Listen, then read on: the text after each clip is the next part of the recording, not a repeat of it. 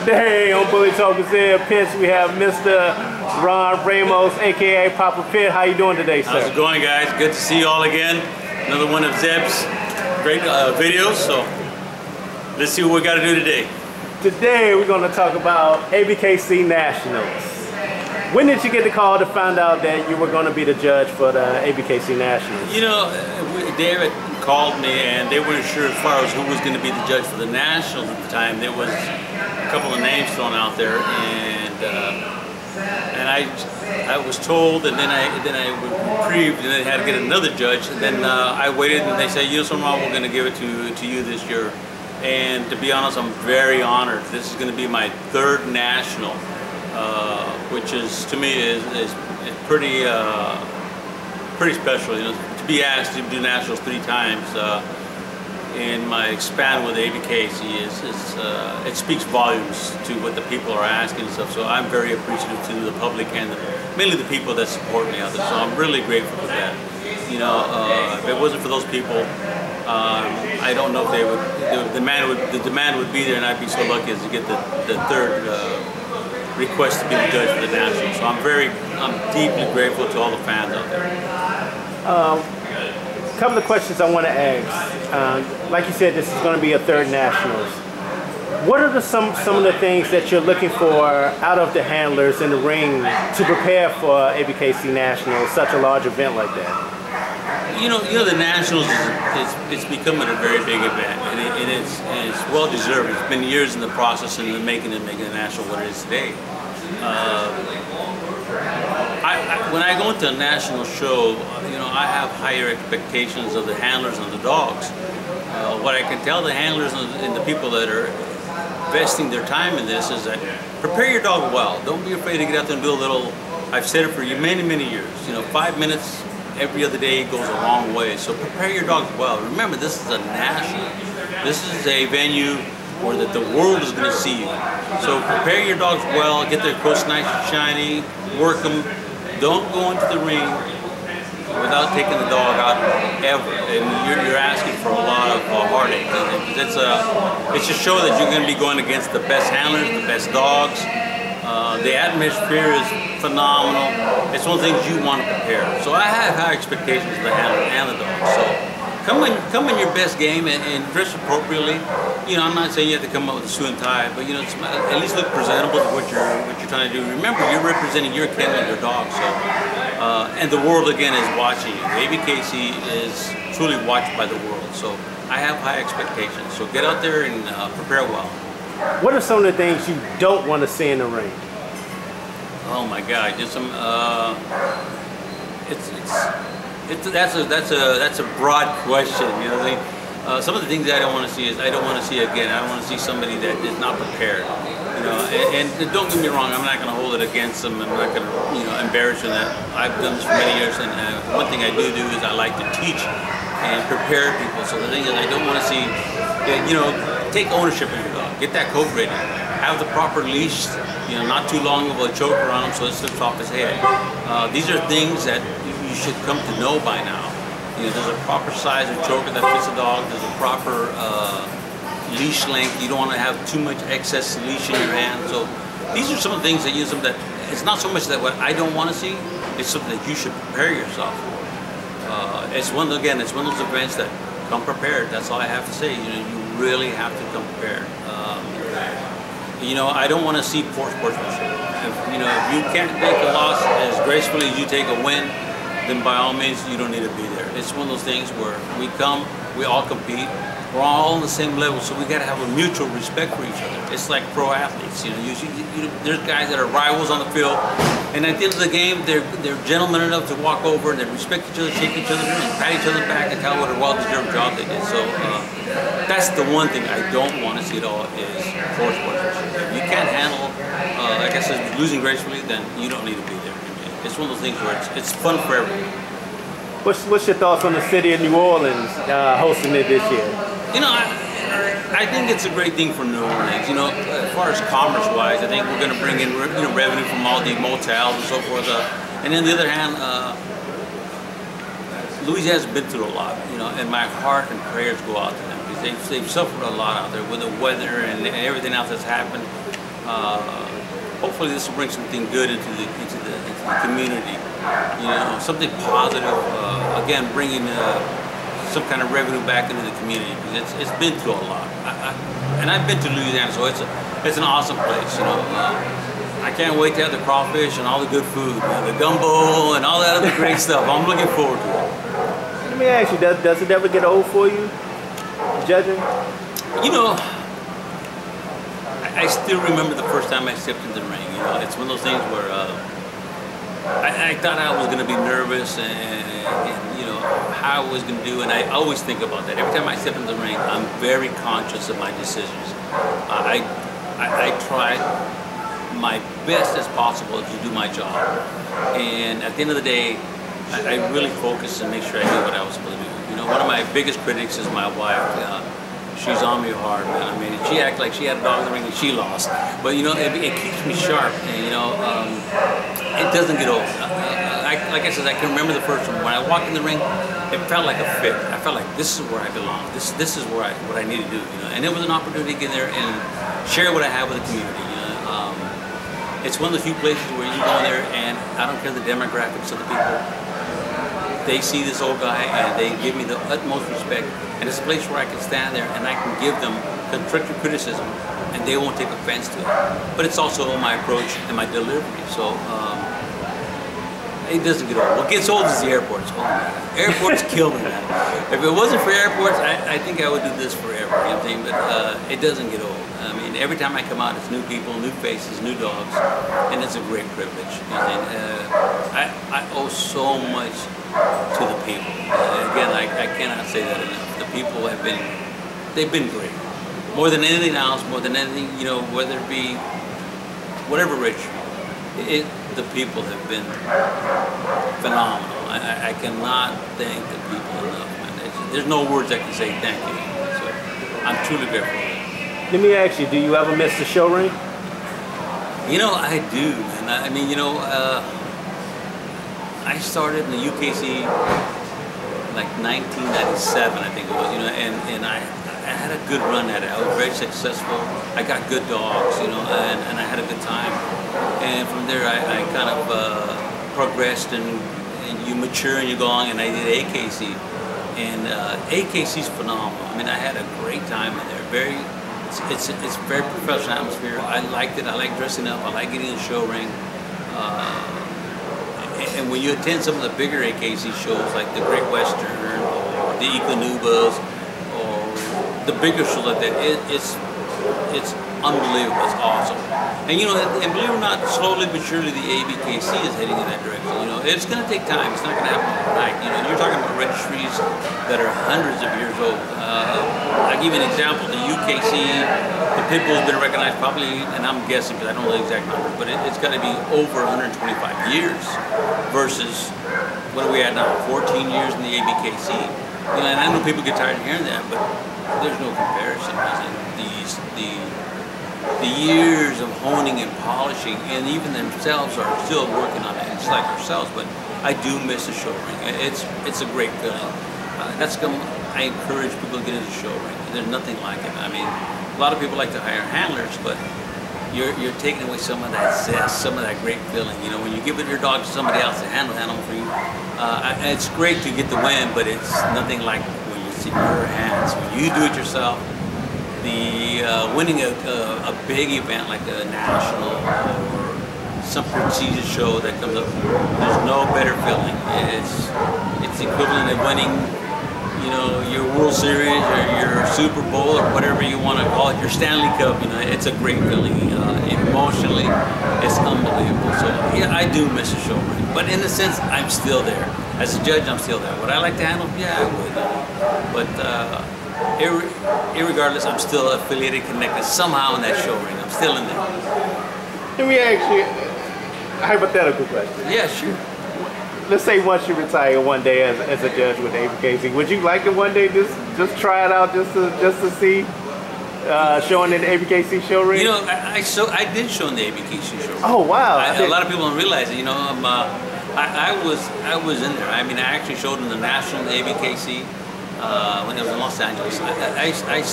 I have one of my dogs that did really well. I have another female that I got in the show ring now, but I don't handle her. But I showed them. When I first came into the Abkc, I was an avid shower. I showed a lot, in fact, until I became a judge. And once I became a judge, it was a choice that I made to step away from the show ring because I didn't want to get the sense of. I don't know how to explain it to you. I'm very conscious of favoritism and politics. But when I showed, I've seen it happen all, and so I made a conscious choice that I'm going to step away from it. And I just recently started putting show dogs back in the show ring, and I don't tell nobody who they're with. I put them on handlers. Nobody knows where they come out, and once they start to win, then people start saying, "Well, who's that dog?" And then they come to the realization it's my dog, and that's when all the politicking and everything. Oh, it's because Ron's dog and so forth. You know, it's to me it's a shame they say that. For the fact of the matter that being a judge and a dog fancier for so many years, you would think that I would know what would belong in the ring and what should not be in the ring. So you would think they would think, well, you know, maybe that's an example of what should be in the ring winning. So, but it comes with the territory. It never changes. You know, there's always going to be people that are happy, and there's going to be people that are discontent. So it's part of the show process. Oh wow! Let me ask you, Mr. Ramos. You know, one of the new ventures I've been dealing with is Real Talk with Zeb. Have you had a chance to check that out? I have, and I really enjoyed it. You know, what you're covering, the climate of the country is being preserved in your videos, and I think it's important, you know, that we preserve certain things in life, whether it be good or bad. And some of those videos, someday we're going to look back in the archives and see how valuable they are. Dogs is a great thing what you do. I really appreciate it. But some of the stuff you've done, it's very interesting, and like I said, I just say make sure that you cover all aspects of it, no matter what the topic may be, whether it be government issues, racial issues, you know, whatever it may be, cover it on both sides. That way everybody has a fair view of things. But I think one of the biggest things now is that Dakota Pipeline,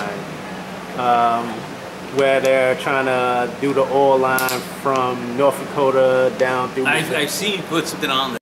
Yeah, that's a big thing with the Suez tribe. Well, I'm saying how for years and years and years, that's their land, and what they don't want is that pipeline to be underneath their water. And if it was to ever leak one day, they said within an hour their water supply is destroyed, and from there. It can get down into the pipeline of the regular water system with the Mississippi River. So that's one of the big things I've been covering lately. You know, it's economics is a real. Sometimes it's a real hard pill to swallow.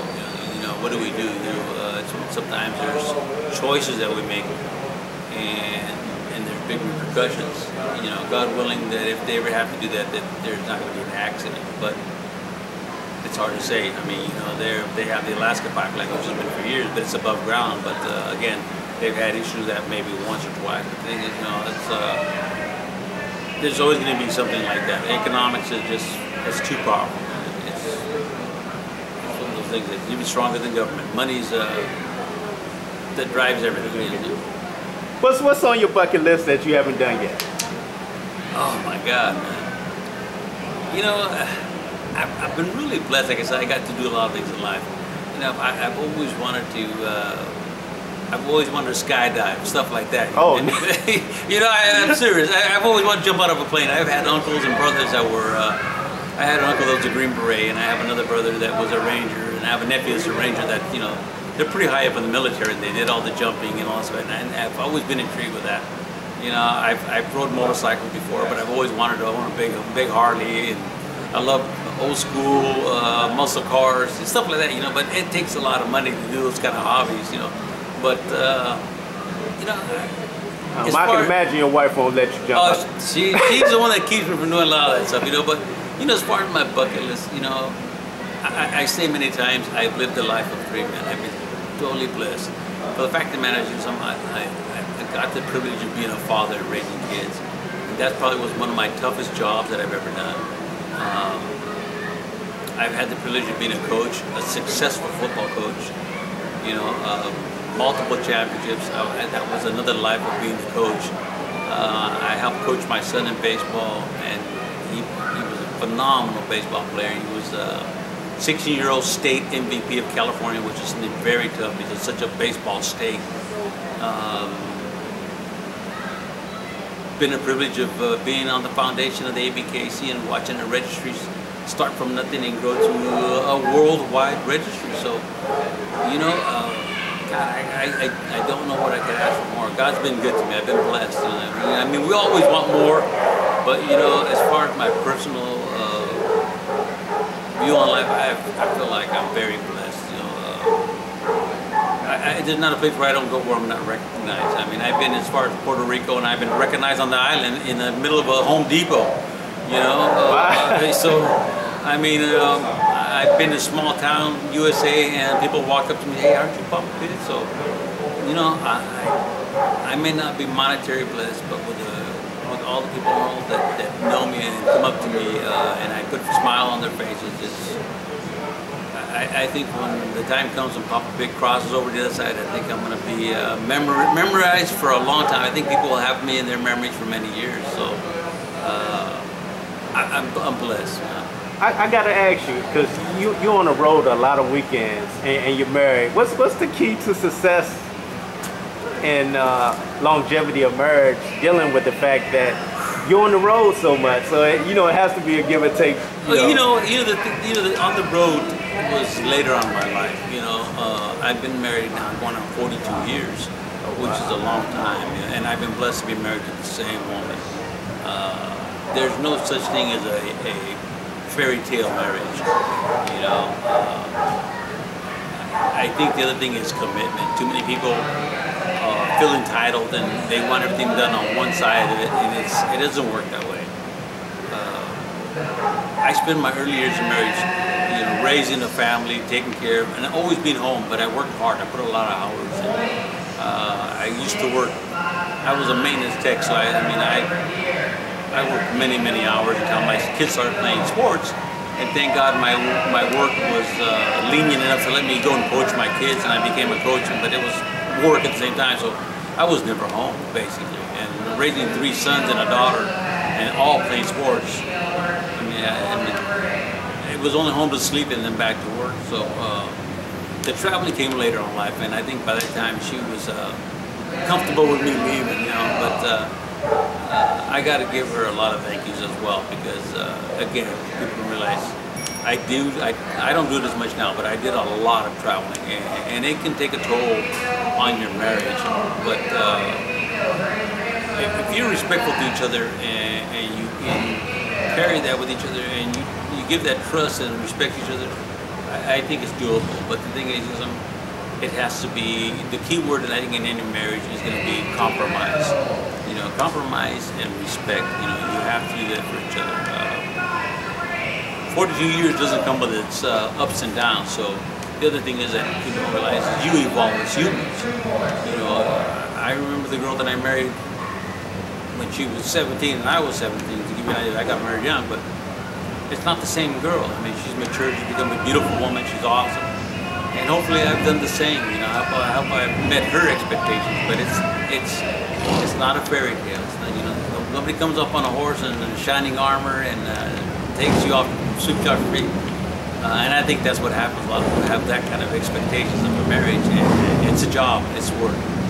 But it's going to be with somebody that's going to take care of your job. Like myself, I think my wife will, if I ever come to the point where I'm in the need of somebody wiping my face off when I'm old and evil, she'll be there. She'll be there. Yeah, so I think people don't realize that they're too busy hunting a trophy or something, and you better remember that you're going to get old someday, and you're going to want that person to be there to help care for you. So, do the good and the bad. The good and the bad, you know. So it's not an easy job, I would say that right now, but it's well worth it.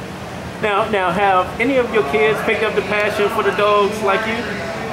You know, they haven't, you know, I mean, but they got their own lives, they're busy with their kids and stuff. Only my daughter has children, you know, and I'm very proud of them. They're all in school, you know, they're by grandson just was a valedictorian, top of his class.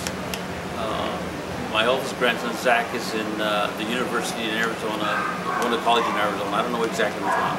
And my granddaughter is still in junior high, but again, all very academically accelerating.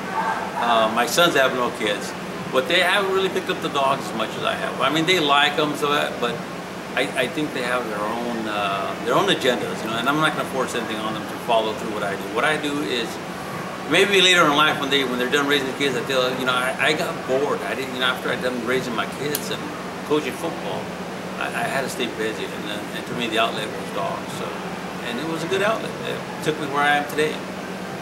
Man, I really appreciate your time on Bully Talk with Abkc today. Giving me insight on life. Yeah, man, I'm always grateful to you. I mean, there's a lot of guys that started out in the dogs and the videography, and some fell off, and some are still there. And it's nice to see you're still here. And like I said, I love your other videos, you know, and I think that's what helps you, because you stay diverse. But as far as the Nationals are coming up, I'm looking forward to seeing everybody there. I'm getting ready to go to Italy, which I'm excited about. I just got back from Amsterdam. So I think this year's Nationals is going to be something real special. You know, speaking of Italy, have you heard anything about what's going on after that earthquake? I did, you know, although I'm invited to Italy, I made sure I called the host that was sending me this, and I asked him, are you sure it's okay to go there because of the situation there? And it's tragic because they've lost a couple hundred lives due to the earthquake. And I wanted to make sure that, that I wasn't going to go at a bad time, you know. I mean, I love what I do, but I would not do it over a bad situation, over this, you know, a travesty as such as an earthquake in Italy. So I did call in, man. So far everything's still a go, and it's looking to be fine. And everybody, please send your prayers out to those people in Italy. Same thing with all the flooding that's happening in Louisiana. So don't forget about those people. So I appreciate you for asking. Thank you for your time today. Thank you, Zip. It's always good, man. Always. Peace.